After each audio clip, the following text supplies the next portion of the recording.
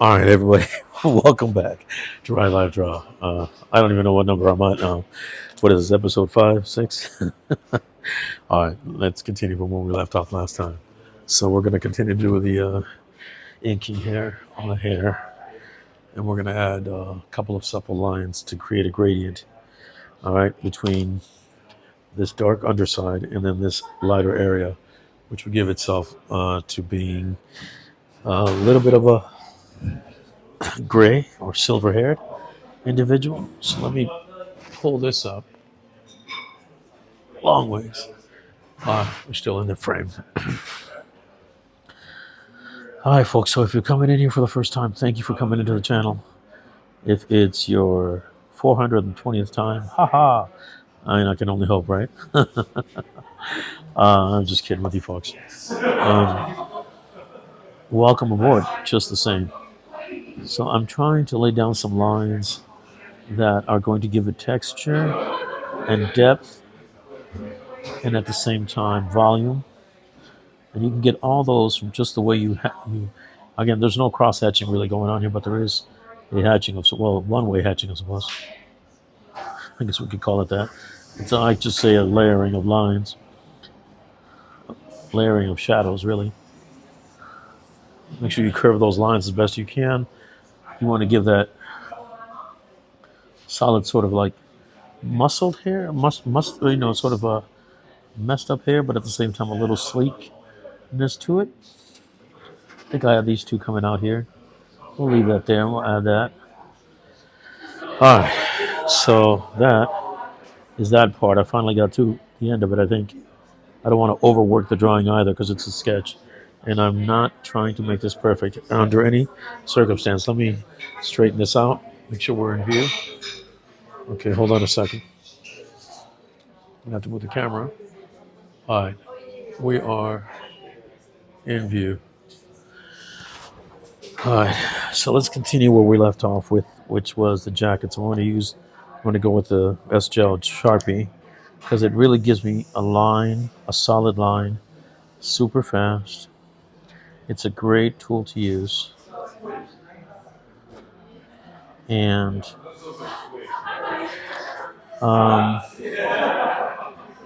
again, you can see even with a Sharpie, you can style it, use it however you want. You can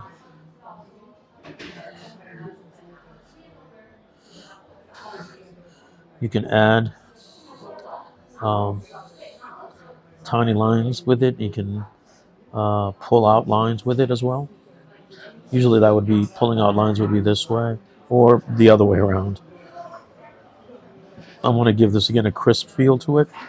As I said in the prior videos on this particular drawing, it was originally intended as a sketch of someone who was basically there modeling it for me.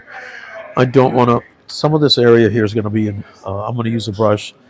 I did everything here with a pen, as you can tell. I've used a pen on the undershadows here that are being cast by the sunlight, or you could say the daylight, or whatever, man-made light. My point being, I don't want to make notes on my own sketch, but the source of light, the light being cast is coming from the front and to the top, from the top front. If that makes sense. And these shades are going to be, I could actually I'll X them for you because all this area is going to be cast in shadow. I wanted these glasses to be dark, opaque, black. These are going to be the little pegs that go on the next to his the bridge of his nose. And we're not going to see it on the inside. There's a line here, but we're going to skip that. And then we're going to make sure that all this falls into, we're going to seal this in dark ink later. Now this was actually an original shadow that was cast. So what, instead of using a brush, I'm just going to use this Micron 01 Sakura, and I'm going to cast the shadow with lines, just repetitive line work. And for that, I'm going to have to change. I'm going to keep an eye on it. Okay. All right, so just bear with me here. And so this is how I do what I do. And we're just going to do repetitive vertical lines. I didn't want it to be a deep, dark jet black. I just want the shadow to be a light shadow that was cast, because it's right behind his sunglasses, or those sunglasses that people that are blind use. Be about the same thing, but you get the point. All right, let's go back over here. Set this up the right way, and make sure that we are aligned within frame. Whew. Hold on, I'm going to have to change the camera. And yeah. All right, folks, stay with me. We're at the 5-minute mark. All right, hold on. This is clear. 1, 2, 3. And all right. With the 15-minute mark, yeah. We're not there yet. All right. So now this other part's going to be pretty simple, in the sense that I've already done the majority of the work.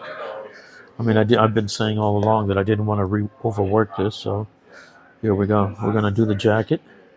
You notice I'm not too